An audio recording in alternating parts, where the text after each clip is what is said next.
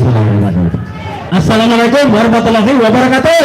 Waalaikumsalam warahmatullahi Merdeka! Tapi belum.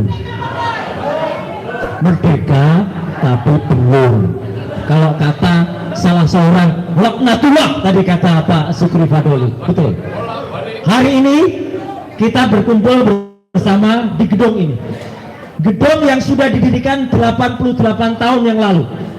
Karena gedung ini dulu didirikan tahun 1938 oleh orang bernama L.C. Thompson, dan pertama kali itu dibuat sebagai hotel. Oleh zaman Jepang kemudian digunakan sebagai pusat pergerakan dan disebut Menteng 31. Dan oleh para pejuang kita, ya, ada kemudian Soekarni, kemudian Hairul Saleh dan tokoh-tokoh yang lain. Disinilah tempat perjuangan selanjutnya.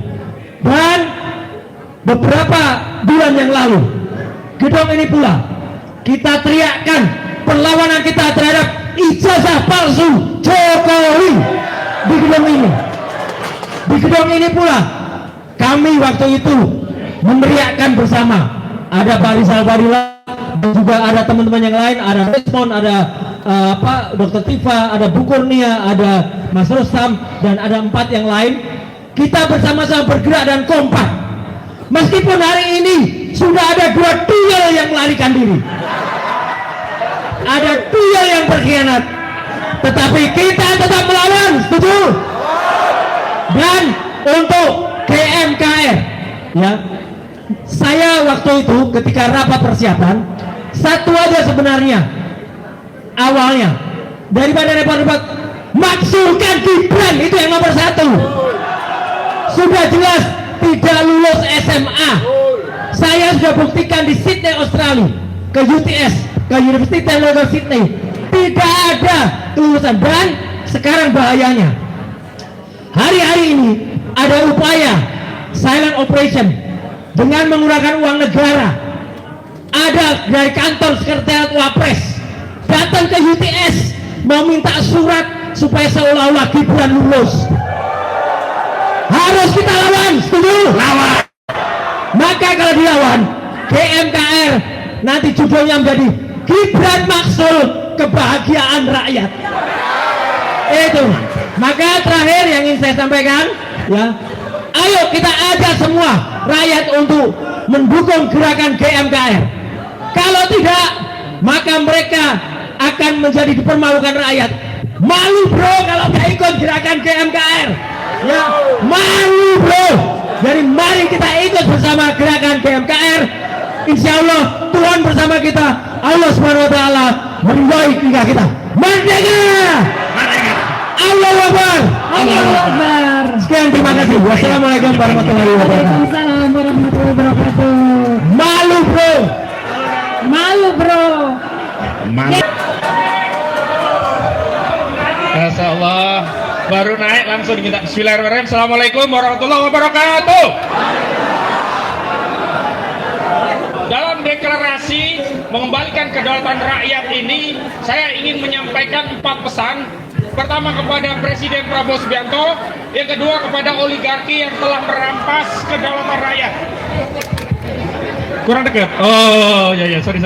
Saya ulangi ya.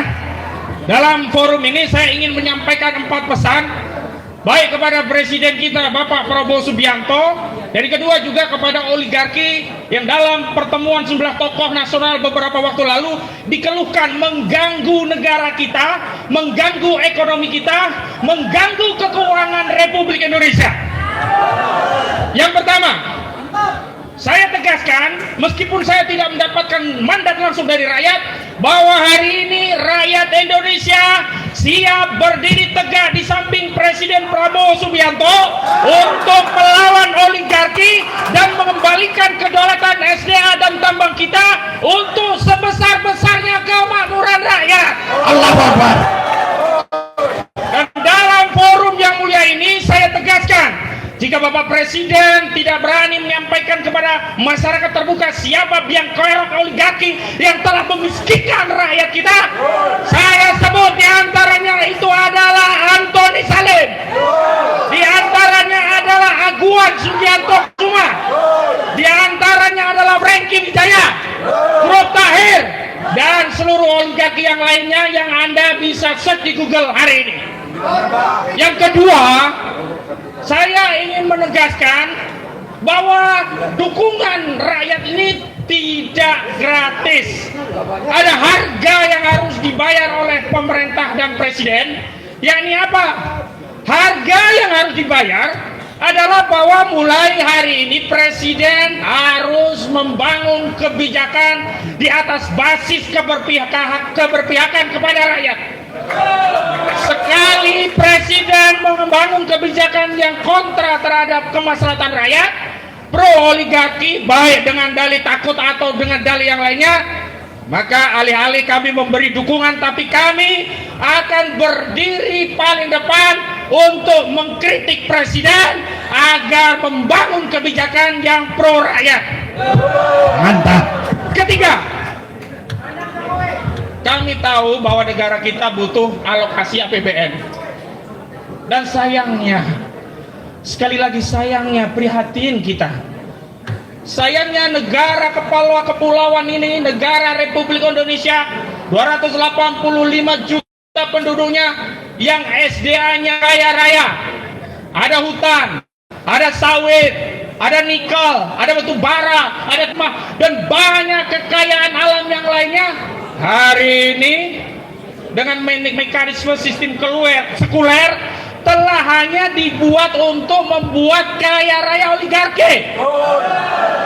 Bahan baku yang melimpah, tenaga kerja yang melimpah, market 285 juta ini hanya menambah kaya raya grup Salim, hanya menambah kaya raya grup Aguan, hanya menambah kaya raya grup Lipo. Tetapi mayoritas penduduk rakyat Indonesia sedih sekali sampai Miskin. ada seorang anak SD bunuh diri hanya karena tidak mampu membeli ballpoint dan buku.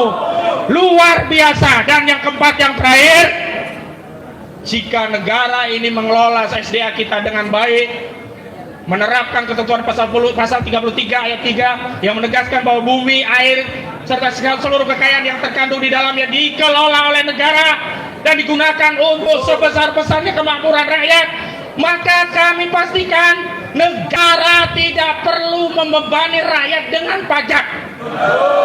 Dalam hitungan kami, SDA kita kalau dikelola dengan baik melalui BUMN menjadi pemasukan APBN, setidaknya dalam setahun ada 7.000 triliun rupiah yang bisa diperoleh dari SDA Indonesia yang kaya raya. Hari ini APBN kita berapa? Cuman 3.500 triliun. Kalau kita punya pemasukan 7.000 triliun, 3.500 triliun itu defisit, berimbang atau surplus. Surplus.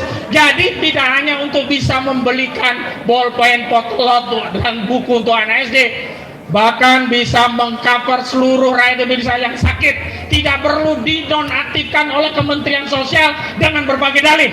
Kasihan sekali rakyat kita hari ini sudah sakit, dananya tidak bisa diakses.